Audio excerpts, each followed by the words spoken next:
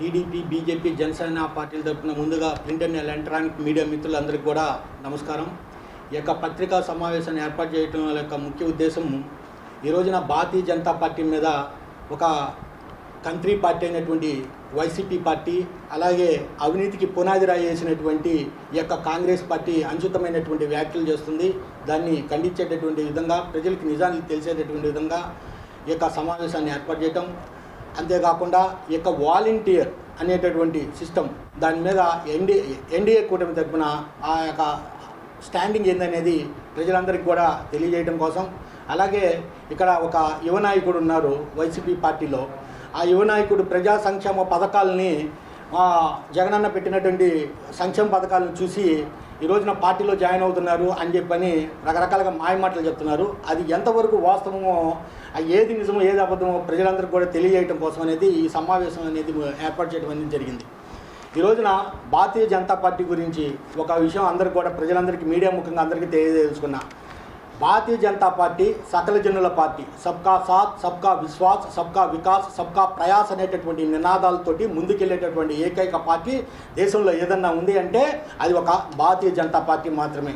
ఈ రోజున కరోనా టైంలో అందరూ కూడా ఈ విషయాన్ని ప్రజలందరూ కూడా గమనించాలి. కరోనా టైంలో 80 కోట్ల మందికి ఉచిత రేషన్ అనేటటువంటిది ఇచ్చారు. ఆ 80 కోట్ల మందికి ఉచిత రేషన్ అనేటటువంటి ఇవ్వటమే కాదు, రాబోయేటటువంటి 5 సంవత్సరాల్లో కూడా ఆ ఉచిత రేషన్ని కంటిన్యూ చేయటం అనేటటువంటి బీజేపీ మేనిఫెస్టోలో కూడా పెట్టడం జరిగింది. ఈ రోజున ఆ కరోనా టైంలో ఉచిత రేషన్ ఇచ్చేటప్పుడు ఇక్కడ ముస్లిం ఉన్నాడా, క్రిస్టియన్ ఉన్నాడా, లేకపోతే ఇంకో కులం ఉందా, ఇంకో మతం ఉందా అనేటటువంటి ఈ దేశంలో ఉన్నటువంటి ప్రతి ఒక్కరు, ఏ ఒక్కరు కూడా ఆకలి బాధతోటి ఉండకూడదు, చనిపోకూడదు అనేటటువంటి ఉద్దేశంతో అందరికీ ఉచితంగా రేషన్ ఇచ్చారు. అలాగే ఇంకొక ముఖ్యమైన విషయం, 220+ కోట్ల పైన వ్యాక్సినేషన్లు డోసులు అనేటటువంటివి ఈ యొక్క దేశ ప్రజలకు ఇచ్చి వారి యొక్క ప్రాణాలు కాపాడినటువంటి మహోన్నతమైన వ్యక్తి నరేంద్ర మోడీ గారు. ఆ రోజున గల్లీకి ఇంటింటికి వచ్చి వ్యాక్సినేషన్ ఇచ్చారు. ఆ వ్యాక్సినేషన్ ఇచ్చేటప్పుడు ఇతను ముస్లిమా, ఇతను క్రిస్టియనా, లేకపోతే ఇంకో కులమా, ఇంకో మతమా అని చెప్పని ఈ దేశంలో పుట్టినటువంటి ఎవరు ప్రాణాలతో మరణించకూడదు, ఎవరన్నా కానీ ఆ విధంగా మరణించడం జరిగేటటువంటి సందర్భాలని ఉండకూడదు అనేటటువంటి ఉద్దేశంతో నరేంద్ర మోడీ గారు ఉచితంగా ఆ వ్యాక్సినేషన్ అనేటటువంటి ఇవ్వండి. సర్వే జన సుఖినో భవంతు, సర్వే సంతు నిరామయమైనటువంటి భారతీయ ఆధ్యాత్మికతను అనుసరించి ఈరోజు నరేంద్ర మోడీ గారు మన దేశ అవసరాలకే కాక ప్రపంచ దేశ అవసరాలకు కూడా మందులు, వ్యాక్సినేషను ఉచితంగా ఇచ్చినటువంటి ఘనత ఈ రోజున భారతీయ జనతా పార్టీ యొక్క కుల ప్రాతిపదిక మీద, మతాల ప్రాతిపదిక మీద నడిచేటువంటి పార్టీ కాదు. పేద బడుగు బలహీన వర్గాలు ఎవరైతే ఉన్నారో వాళ్ళందరికీ ప్రజా సంక్షేమం అందించేటటువంటి విధంగా ముందుకెళ్ళేటటువంటి పార్టీ భారతీయ జనతా పార్టీ. అలాంటి భారతీయ జనతా పార్టీ మీద ఒక అవినీతి యొక్క పునాది రాయి వేసినటువంటి ఈ యొక్క కాంగ్రెస్ పార్టీ, ఆ అవినీతి అనేటువంటి వటవృక్షం నుంచి వచ్చినటువంటి ఒక కంట్రీ పార్టీ వైసీపీ పార్టీ. ఈ 2 పార్టీలు నోటుకు వచ్చినట్టు ఇష్టం వచ్చినట్లు మాట్లాడుతున్నాయి. వాటిని భారతీయ జనతా పార్టీ తీవ్రంగా ఖండిస్తుంది. ఇక్కడ రెండో విషయం, ఇక్కడ మన మిస్టర్ ప్రణీత్ రెడ్డి ఆయన యువ నాయకుడు, కాంగ్రెస్ పార్టీ ఈ వైఎస్ఆర్సీపీ పార్టీలో ఒక యువ నాయకుడిగా చెప్పుకుంటూ తిరుగుతున్నాడు. ఆ యువ నాయకుడిని సూటిగా ప్రశ్నించదలుచుకున్నా.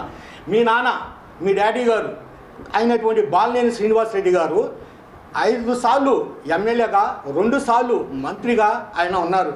అడుగు డాడీ మీరు, నేను సూటిగా మిమ్మల్ని పక్క పార్టీలు అయినటువంటి ఎన్డీఏ కూటమి వాళ్ళు ప్రశ్నిస్తున్నారు, దానికి సమాధానం చెప్తే బాగుంటుంది కదా డాడీ అని చెప్పి మీ డాడీని అడుగు.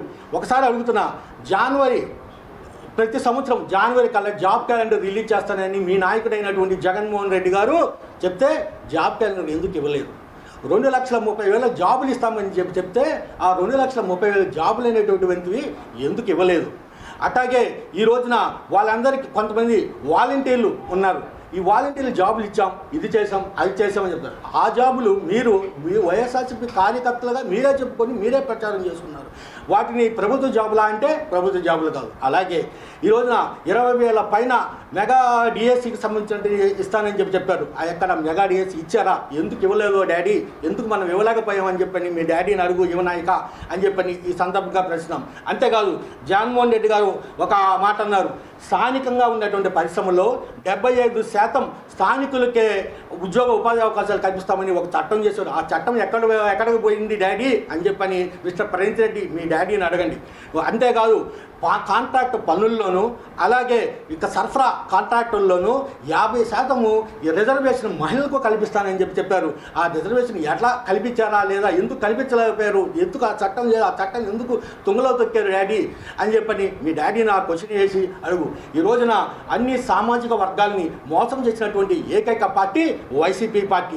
ఒకటే చెప్తాం, యువకులను శ్రామికులను రైతాంగాన్ని తో పాటు మహిళలను మోసం చేసినటువంటి ఒక కంట్రీ పార్టీ వైసీపీ పార్టీ. అడుగుతున్నా, ఈ రోజున ప్రజా సంక్షేమం చూసి మా పార్టీలోకి వస్తానని చెప్పడానికి నేను ఒకటే అడుగుతున్నా, మీరు అమ్మఒడి అని చెప్పని ఒక్కొక్కరికి 15,000 ఇస్తానని చెప్పారు. ఎలక్షన్స్కి ముందర ఇద్దరు ఉంటే ఇద్దరు పిల్లలకి 30,000 ఇస్తానని చెప్పారు. ఈ రోజున మీరు ఎంతమంది పిల్లలకి మీరు అమ్మఒడి ఇస్తున్నారు అంటే ఒక్క పిల్లవాడికి మాత్రమే ఇస్తున్నారు.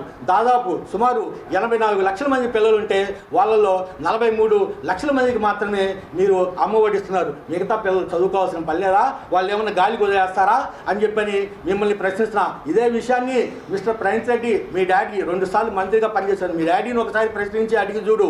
అట్లాగే వాళ్ళు ఇస్తాననేటువంటి 15,000లో కూడా కోతలు పెట్టి దాన్ని 13,000కి చేశారు. ఎందుకు చేసావు డాడీ అని చెప్పని మంత్రిగా పనిచేసిన మీ డాడీని అడుగు మిస్టర్ ప్రణీత్ రెడ్డి. అంతేకాదు ఈ రోజున ఇక్కడ అంగన్వాడీలకు సంబంధించినటువంటి జీతాలు ఇవ్వలేనటువంటి పరిస్థితి, అలాగే పారిశుద్ధ్య కార్మికులు కరోనా లాంటి విపత్కర పరిస్థితుల్లో మనల్ని వాళ్ళ ప్రాణాలకు అడ్డుపెట్టి కాపాడినటువంటి వ్యక్తులు ఎవరైనా ఉన్నారంటే డాక్టర్లు, పోలీసులు, పారిశుద్ధ్య కార్మికులు. అలాంటి పారిశుద్ధ్య కార్మికులు రోడ్ల మీద ఎక్కి మాకు పనికి తగ్గ వేతనం ఇవ్వమని చెప్పని అడిగితే వాళ్ళపైన రోడ్ల మీద పొర్రుదండాలు పెట్టినటువంటి ఘనత మీ పార్టీకి వైసీపీ పార్టీకే దక్కింది. అంతేకాదు ఈ రోజున ఉద్యోగస్తులు అలాగే